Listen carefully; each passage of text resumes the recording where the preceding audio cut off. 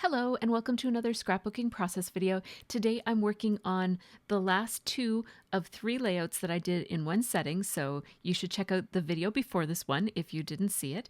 These three layouts all came together super quick. I was scrapbooking for a total of 3 hours. That includes a small break and cleanup session after a small disaster that you will see if you watch this video. So I'm starting with this photo of my adorable little kitten. Her name is Karma, and I'm going to be scrapbooking her again today because I can't resist. So I'm starting by framing her photo by matting it with this piece of paper from Echo Park.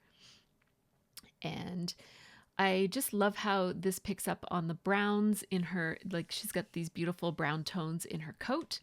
And I'm going to be using this Pink Fresh Studio paper. All of the supplies that I'm using for both of these layouts today are from the Gather kit from MercyTiara Kits. And this one is going to be very simple and straightforward. I love a clean and simple design, and I'm loving it more and more. I used to really love the creative process of making very elaborate pages with lots and lots of layers and lots of details, and I do still really love that, but more and more I'm also really enjoying making these quick snapper layouts, is what I call them, which is just an opportunity to get extra stories told and documented in your book without having to focus so much time and energy on the creative process. So I am starting by creating a little frame here. I'm using the frame by 49 and Market that came in the kit, and I'm just backing it with this beautiful piece of patterned paper. This is just my little way of getting a tiny bit of patterned paper on this page because it's not going to have much other than a title and a photo. This is going to be one of the cleanest and simplest layouts in my whole collection of albums. So this one comes together super fast. I am using my tonic distress tool here to further distress the edges of this frame. These frames are manufactured to look distressed, but I like to distress them even more because if you look closely at the edges, they're very they're very shiny and finished looking, and so taking a little bit of a distress tool to it really helps make it look a little bit more authentic. I wanted to place this photo, I did back it with foam adhesive so that it would pop up a little bit, and I wanted to place it so that I could see more of the autumn leaves in the background paper below. And this is proof that you don't have to have all of your pages be perfectly thematically matched. So this is one of several pages I created this month using fall themed papers, but without having an actual fall theme. I'm going to make my title go right along the edge of this beautiful arch. Love the arches on this paper. This paper really spoke to me, and I really wanted to include it in the kit. Even though it has pinks, it has these beautiful golden arches. They're a beautiful golden browny yellowy color. It's a little bit darker than a mustard, and I thought that it mixed with the fall colors in some of the other papers really beautifully. And the whole month long, I was hoping to get an opportunity to combine some of these pinks that come in the Pink Fresh Studio collection that came in the kit, and combine it with some of the more classically fall themed elements in the kit. And so this process video that includes both of these pages have that. So both of these pages mix some of the lighter, springier kind of papers that you might assume would be for documenting spring memories, and it pulls them into this autumn color scheme. And I really like how both of these pages turned out, and my only regret is that I didn't do more of this through the month, but I just ran out of time. So I'm just adding a few extra little elements. This page is, believe it or not, almost done. I added that little hello foam sticker because it worked really well on the couch. I liked the detail. I liked how it didn't add a whole lot of contrast. It kind of blends in with the couch there. And now for my journaling, I'm actually going to use this beautiful mustard yellow pen These are Sarasa clip pens. They're ballpoint pens that come in a variety of fall-themed colors. They're called a vintage collection. If you're looking for them online, look for the vintage set. I think there's 2 vintage sets, and I have both of them. My journaling here says, adopting this little one has been life-changing. Meow. And meow is just to fill the space. And this Heidi Swapp color mist, I'm pretty sure you can't buy this anymore, but this color shine is my very, very favorite. It's beautiful gold and it dries beautifully, and I love everything about it. I'm going to put a tiny little bit on my block here, and I would recommend that you put the cover back on any mist that you can't get anymore. Put the cover back on right away. And if you feel a sense of foreshadowing happening, that might be for a reason. You might be right about that. So I'm just sprinkling with my fan brush here. It gives me a tiny little, very, very fine splatter, which I thought was perfect for this very understated page. Now I'm going to use this baby wipe to keep my brush wet while I wait, because I didn't want to go clean it up right away. And yikes, oh no, oh, I can't think of a worse thing to waste. I just lost about half of what I had left of my Heidi Swapp Gold Color Shine. And yeah, so as you can see, it will not pour back into the bottle nicely, but I was able to use a tiny little pipette. I think that's how you pronounce it, the little things that I think scientists use to pick up little bits of things. I have some of those in my mixed media supplies, so I just did my best. I did not recover very much of it. I had to end up really just wiping up and calling it a day. Please let me know if you know of any gold splatter, misty, liquidy substance that I could use to replace my Heidi Swapp Color Shine when I eventually run out, which won't be too long now thanks to this layout. So I'd love to get your opinions on which gold mist would be a good replacement for Heidi Swapp. Now let's get started on the second page. I wanted to continue my role of working pink into my autumn color scheme. So I have this Echo Park background paper. It's basically like a tone-on-tone craft color, and I really adore it. It has these beautiful leaves in the background. You can barely see them, but in the close-ups you'll be able to see it. I'm going to mat this on that blue floral paper with the pink and green leaves.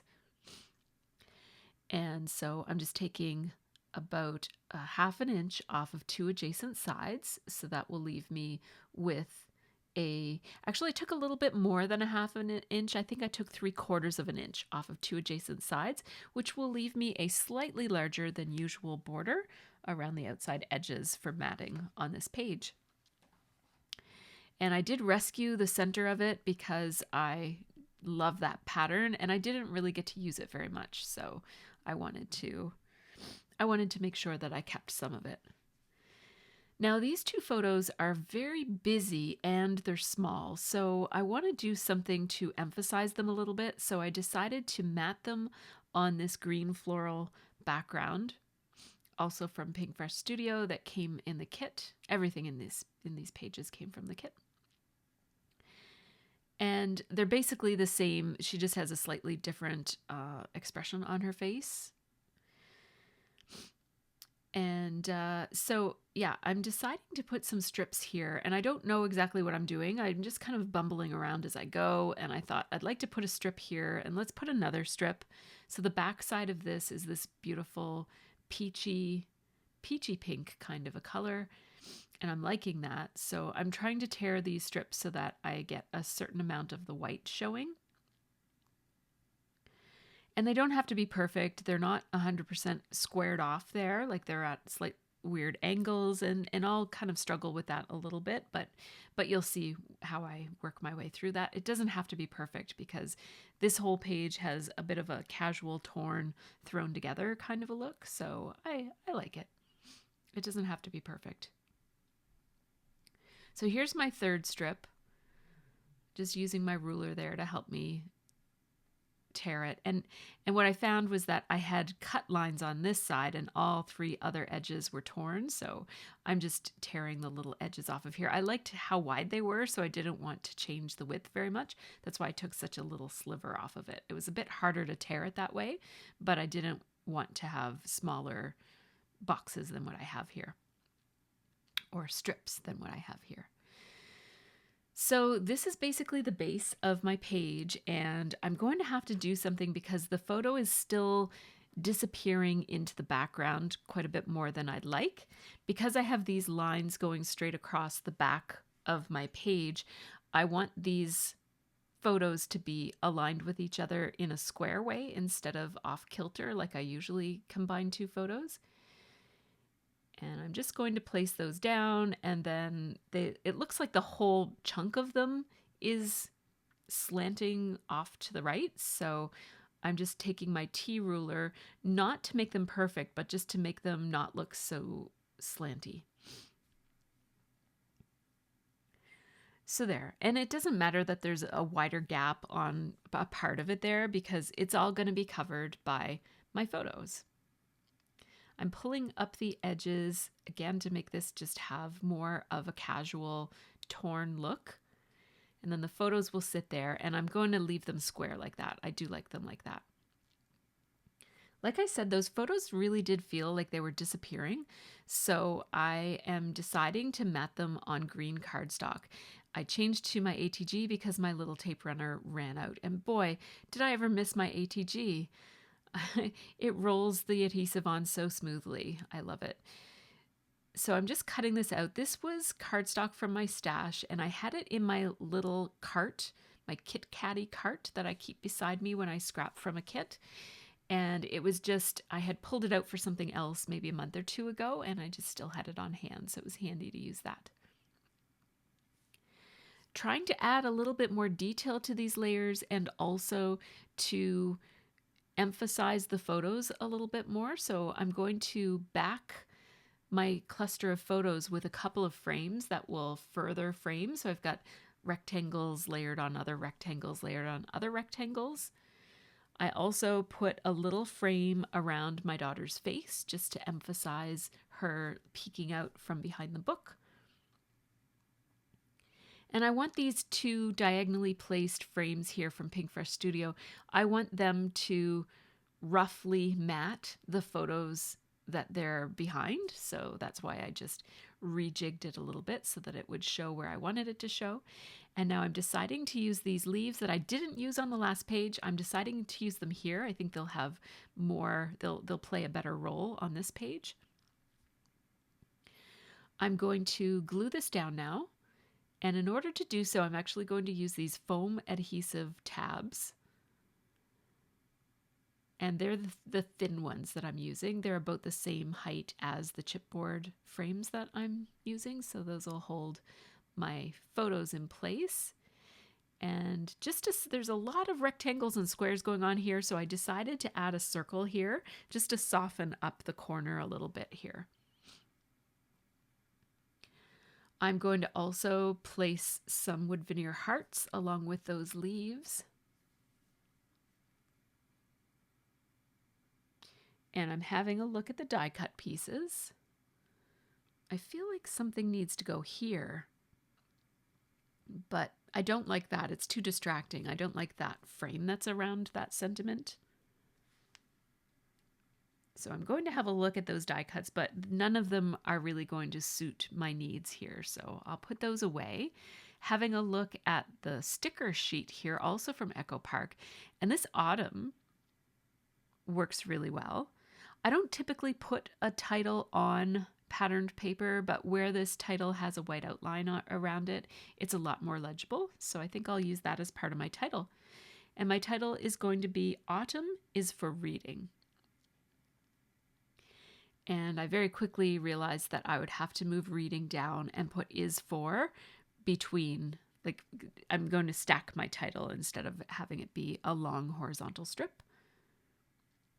So autumn is for reading. And I am going to use my ruler here to help with placement, because in this case I do want it to be evenly lined up I don't often care about that, but in this case I do. So the T-square ruler really does come in handy for those sorts of moments. These letter stickers are very forgiving, so once you place them, if they're not quite right, you can just scooch them over with your fingernails or with a set of tweezers.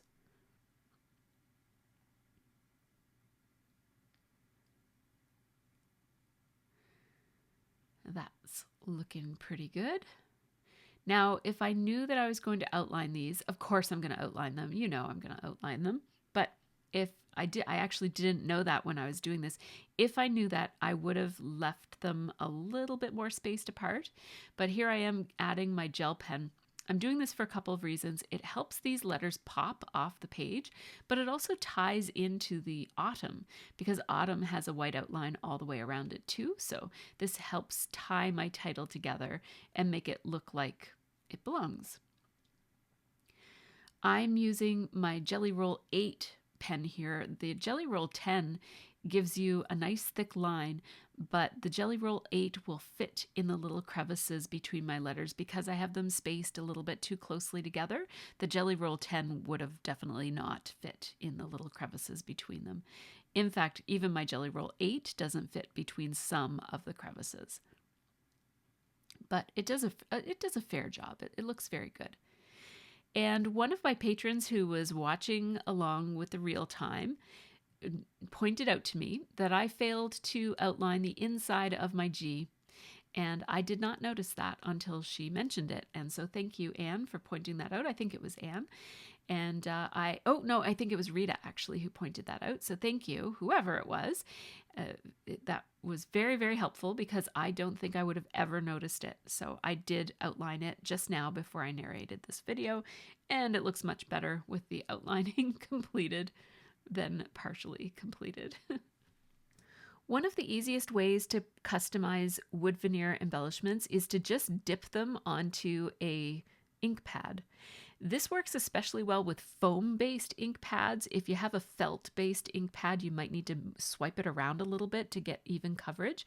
But these foam-based ink pads, like what Stampin' Up! Makes, are super juicy and very springy as well. So you just have to press down a tiny little bit, and a nice even coat of ink gets adhered on there. And as you can see, it only took me a second to do that, and now my wood veneers are nicely customized to match with my page. I'm using my designer glitter dries clear glue for sticking those on, and I also, because the F kept peeling up because the paper behind it had some, it was kind of lifting a little bit, I just glued that down with a little bit of extra glue, and I used a stamping block to hold it down while it dried. Now I'm being brave here and using some of the coveted Heidi Swapp Color Shine in gold, and I will never leave the lid off of it again. I will promptly close it up right away. I think the splatters on the diagonal really help to tie in those embellishments that go on the diagonal.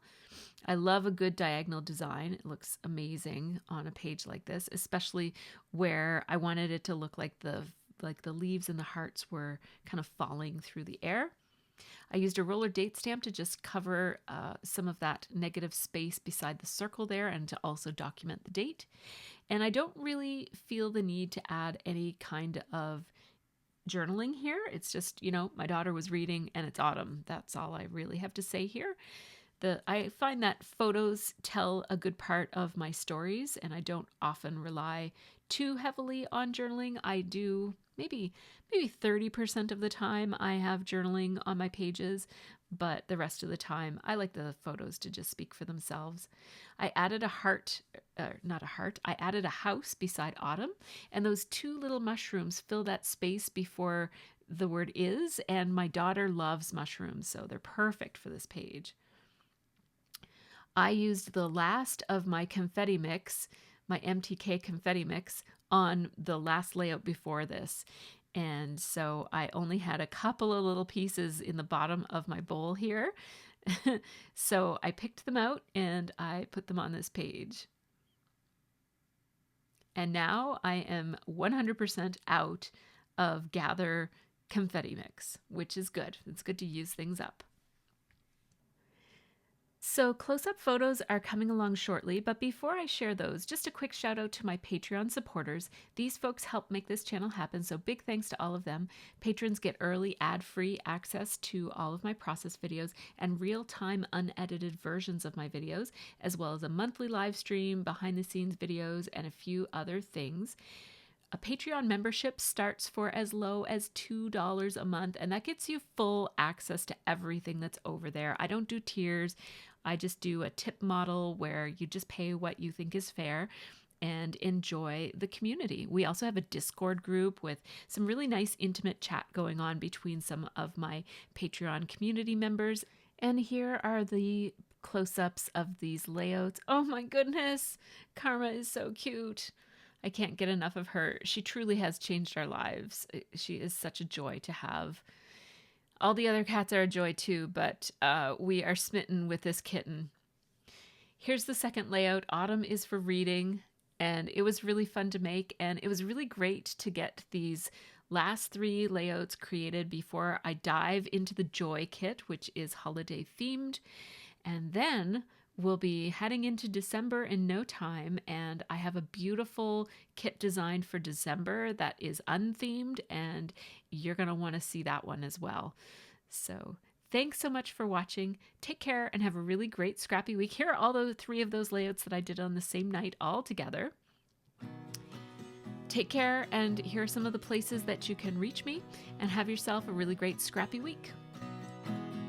Putting our life in boxes, erasing the memories so you won't notice. I'm taking the time to focus. You're by yourself, I'm by myself. Wish I could solve your problem.